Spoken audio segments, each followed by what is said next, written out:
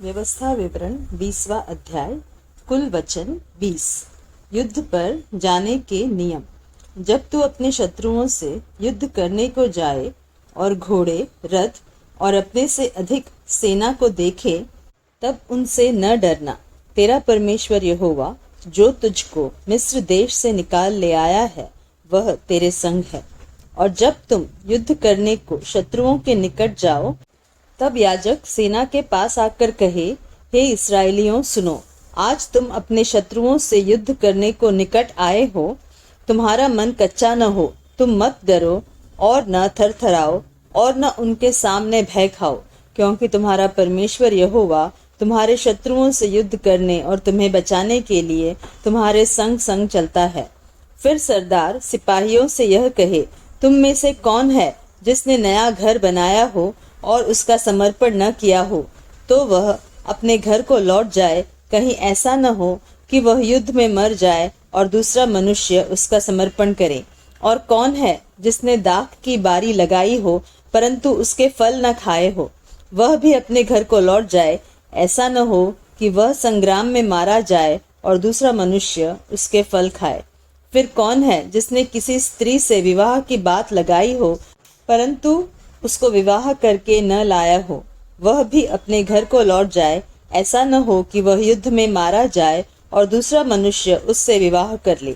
इसके अलावा सरदार सिपाहियों से यह भी कहे, कौन कौन मनुष्य है जो डरपोक और कच्चे मन का है, वह भी अपने घर को लौट जाए। ऐसा न हो कि उसकी देखा देखी उसके भाइयों का भी हियाव टूट जाए। और जब प्रधान सिपाहियों से यह कह चुके, तब उन पर प्रधानता करने के लिए सेनापतियों को नियुक्त करे।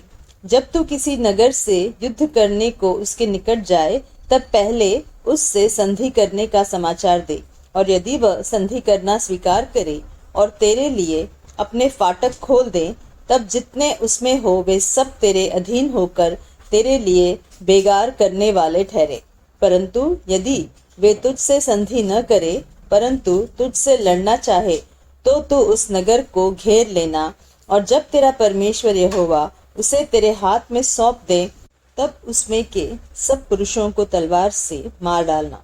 परंतु स्त्रियां और बाल बच्चे और पशु आदि जितनी लूट उस नगर में हो, उसे अपने लिए रख लेना। और तेरे शत्रुओं की लूट जो तेरा परमेश्वर यहोवा तुझे दे, उसे काम में लाना। इस प्रकार उन नगरों से करना जो तुझसे बहुत दूर है और जो यहाँ की जातियों के नगर नहीं है, परंतु जो नगर इन लोगों के हैं जिनका अधिकारी तेरा परमेश्वर यहोवा तुझको ठहराने पर है, उनमें से किसी प्राणी को जीवित न रख छोड़ना, परंतु उनका अवश्य सत्यानाश करना। अर्थात हित्तियों, एमोरियों, कनानियों, परिज्जियों, हिब्बियों और यबूसियों को, जैसे कि तेरे परमेश्वर यहोवा ने तुझे आज्ञा दी है। ऐसा न हो कि जितने घिनौने काम वे अपने देवताओं की सेवा में करते आए हैं, वैसा ही करना तुम्हें भी सिखाए और तुम अपने परमेश्वर यहोवा के विरुद्ध पाप करने लगो। जब तू युद्ध करते हुए किसी नगर को जीतने के लिए उसे बहुत दिनों तक घेरे रहे, तब उसके वृक्षों पर कुल्हाड़ी चलाकर उन्हें नष्ट न करना, क्योंकि उनके फल तेरे खाने के काम आएंगे, इसलिए उन्हें न काटना। क्या मैदान के वृक्ष भी मनुष्य है कि तू उनको भी घेर रखे? परंतु जिन वृक्षों के विषय में तू यह जान ले कि इनके फल खाने के नहीं हैं, तो उनको काट कर नष्ट करना और उस नगर के विरुद्ध उस समय तक घेराबंदी किए रहना जब तक वह तेरे वश में न आ जाए।